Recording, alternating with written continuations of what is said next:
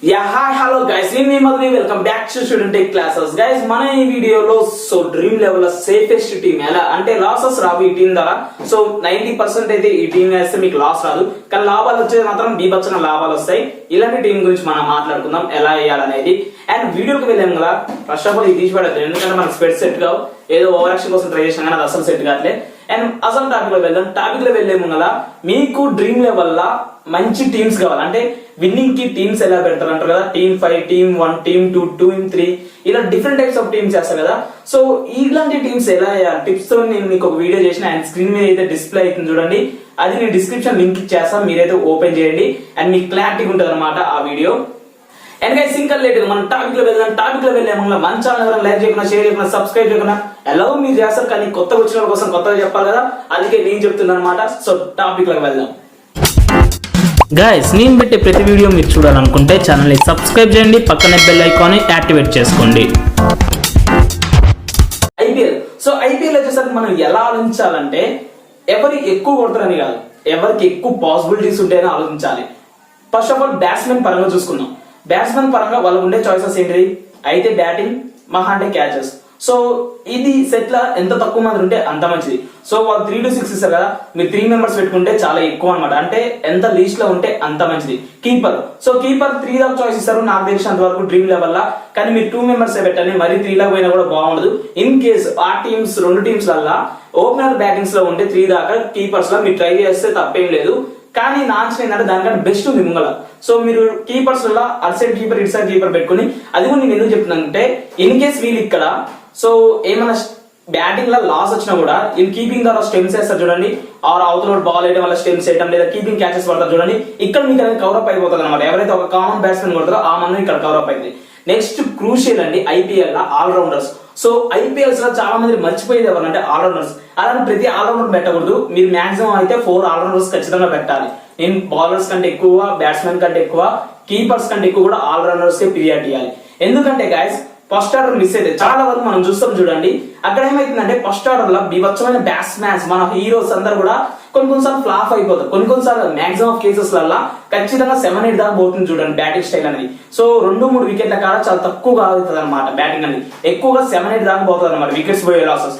So అలాంటప్పుడు ఏమైందంటే all-rounders అనేది బాల్ ఖచ్చితంగా టచ్ చేస్తారు, అండ్ ఎట్ ఏ టైం ఒక బౌలర్ ఎంత వికెట్ తీస్తారో, ఎంత పాయింటింగ్ వస్తుందో, అండ్ ఇక్కడ ఒక ఆల్రౌండర్ వికెట్ తీసినా కూడా అంతే పాయింట్ వస్తాయి, అండ్ క్యాచ్ పడతాడు, సో స్టెంప్ వేస్తాడు, ఇవన్నీ కూడా ఆల్రౌండర్ ఉన్న ప్లస్ పాయింట్. సో T20లో వచ్చేసరికి మెయిన్ బలం ఎవరంటే మనకి ఆల్రౌండర్.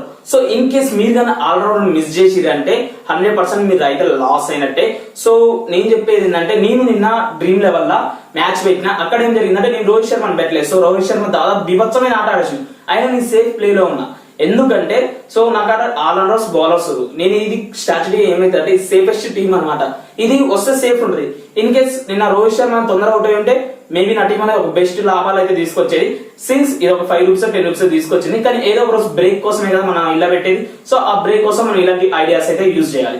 బౌలర్స్ వచ్చేసరికి బ్యాట్స్మెన్స్ లా మనం 3 మెంబర్స్ పెట్టేసినాం, కీపర్స్ లా 2 మెంబర్స్ పెట్టేసినాం, 5 అయిపోయింది. ఆల్రౌండర్ లో 4 అని చెప్పిన 9. ఇక్కడ ఇంకా 3 మెంబర్స్ చాయిస్ ఉంటుందా, సో 2 మెంబర్స్. సో ఆల్రౌండర్స్ 3, ఇక్కడ 3 వచ్చే చాయిస్ ఉంది. మేబీ ఒకవేళ కీపర్ తగ్గించుకుంటే ఆల్రౌండర్స్ లా 4 వస్తారు, అండ్ ఇక్కడ 3 వస్తుంది. సో మీరేం చేయండి అంటే, ఒకవేళ కీపర్ ఒక టీమ్ లో గట్టివాడు ఉండి ఇంకో టీమ్ లో మామూలు ఉంటే, నేను చెప్పేది అంటే గివ్ టు చాయిస్ ఆల్రౌండర్ కే ఇచ్చేయండి, మీకు ఆల్రౌండర్ లో గట్టివాళ్ళు ఉంటే. ఎందుకంటే ఇన్ కేస్ ఆయన వికెట్ తీస్తే మాత్రం 20 పాయింట్లు, ఇట్స్ క్రేజీ కదా. సో ఆల్రౌండర్ కే చాయిస్ అండి, కీపర్ కూడా ఒకటే ఇచ్చేయండి. లేదు ఆల్రౌండర్ లా కొద్దిగా చెప్పలేము, అతను వికెట్లు తీయలేడు, లేదా అతన్ని దాంట్లో బాగుతారని ఆలోచన ఉంటే మాత్రం కీపర్ కి ఇవ్వండి. అండ్ బ్యాట్స్మెన్ అయితే 3 కంటే ఎక్కువ కానీ. అండ్ బౌలర్స్ కి వచ్చేసరికి ఖచ్చితంగా సీనియారిటీకి మనం వాల్యూ ఇవ్వాలి బౌలర్ లా. సో అదే టైంలో హైపర్ అంటే ఈ టోర్నమెంట్ లో ఎవరైతే హైపర్ గా వికెట్ తీస్తారో వాళ్ళకు కూడా చాయిస్ అయ్యాలి. సో వీళ్ళిద్దరు అయితే కీ పాయింట్స్ అనమాట బౌలర్ లా.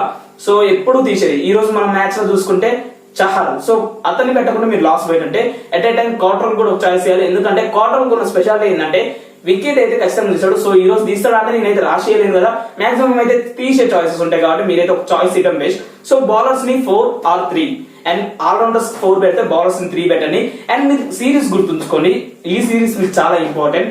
ఆల్రౌండర్స్ లో ఎవరైతే ఇద్దరు ఒక టీమ్ లో ఉంటారు చూడండి, సేమ్ టీమ్. ఈ రోజు ముంబై ఇండియన్స్ లో సపోజ్ గా ఆల్రౌండర్స్ లో 2 పెట్టేసారు, అండ్ బౌలర్ లో ఒక్కరినే పెట్టేయండి.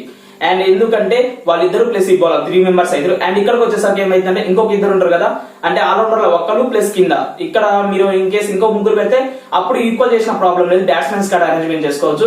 కానీ టీం మాత్రం ఈక్వల్ గా పార్ చేయండి బౌలర్స్ కాడ. సో అటు 3 బౌలర్స్ ఇటు 3 బౌలర్స్ ఇటు ఆల్రౌండర్స్ తో కలిపి కూడా నేను బౌలర్స్ అని చెప్తాను అనమాట.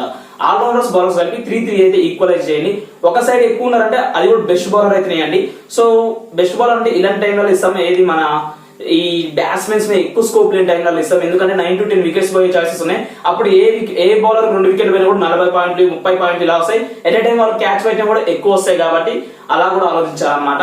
సో మీరు ఆలోచించేది అంటే బౌలర్స్ కి ఆల్రౌండర్స్ కి అయితే ఎక్కువ టైమింగ్ ఇవ్వండి. ఆ తర్వాత కీపర్స్ కి ఇవ్వండి. ఆ తర్వాత బ్యాట్స్మెన్ 3. సో 3 మెంబర్స్ మనం ఎలా ఆలోచించాలంటే మనం సీనియారిటీకి వాల్యూ ఇవ్వాలి. అట్ ఏ టైం ఒకవేళ సీనియారిటీకి ఇప్పుడు క్రేజ్ లేదంటే ఆలోచించకుండా తీసేయాలి. సో ఎందుకంటే ఈ రోజు ఒక 2 మ్యాచెస్ నుంచి సీనియారిటీ లేదు, ఈ మ్యాచ్ ఆడతారని పెట్టడం ప్రయోగం. కానీ 2 మ్యాచ్ నుంచి ఒక జూనియర్ ఆడుతుంది, ఈ మ్యాచ్ ఆడతారని పెట్టడం ఒక అంచనా. సో అంచనాల ప్రయోగాల కంటే ఇక్కడ అంచనాలు నడుస్తాయి నా నమ్మకం. ఎందుకంటే ఫామ్ లో ఉన్నారు, వాళ్ళు ఒక ఫామ్ అనేది కంటిన్యూ చేయడం ట్రై చేస్తారు. ఎందుకంటే ఈ జూనియర్స్ అందరూ ఇంకా పై లెవెల్స్ పోవాలి. సో పై లెవెల్స్ కోసం వాళ్ళు ఏం చేస్తారంటే ఆ హయ్యర్ లెవెల్స్ కోసం ఇంకెక్కువ కష్టపడడం ట్రై చేస్తారు అనమాట. దానివల్ల ఏమైందంటే వీళ్ళు బెస్ట్ ఇయడానికే ట్రై చేస్తారు. అదే టైంలో కొత్త ప్లేయర్స్ మీరు కొద్దిగా చాయిస్ అయ్యింది. అండ్ నేను చెప్పేది ఏంటంటే కన్ఫర్మ్ గా 2 to 3 టీమ్స్ అయింది. అప్పుడు మీరు ఏం చేయండి అంటే మీ సూపర్ హీరోస్ ఉంటారు చూడండి, అంటే మన ఎవరైతే సూపర్ గా పాత వాళ్ళు ఉంటారు కదా వాళ్ళకి ప్లస్ కొత్తలకు చాయిస్ ఇవ్వడం వల్ల మన టీం అనేది ఒక సేఫెస్ట్ టీం అనేది. కానీ ఖచ్చితంగా మీరు పెట్టే ఎక్కువ అమౌంట్ అసలే పెట్టగలని, 50 రూపాయల కంటే ఎక్కువ అమౌంట్ అసలే పెట్టగలని. అండ్ బిలోలో ఖచ్చితంగా 2 లేదా 3 టీంలని అది ఎలా వేయాలని నేను ఆల్రెడీ మీకు స్టార్టింగ్ లో చెప్పిన అది ఫాలో కానీ. అండ్ గైస్ మీకు ఈ వీడియో నచ్చింది అనుకుంటా. అండ్ ఈ వీడియో నచ్చితే నా ఛానల్ లైక్ చేయండి, షేర్ చేయండి, సబ్స్క్రైబ్ చేయండి. మీలోని నా మీద చూపించినందుకు thank you. Bye bye, signing off. త్వరలోనే వచ్చేస్తా.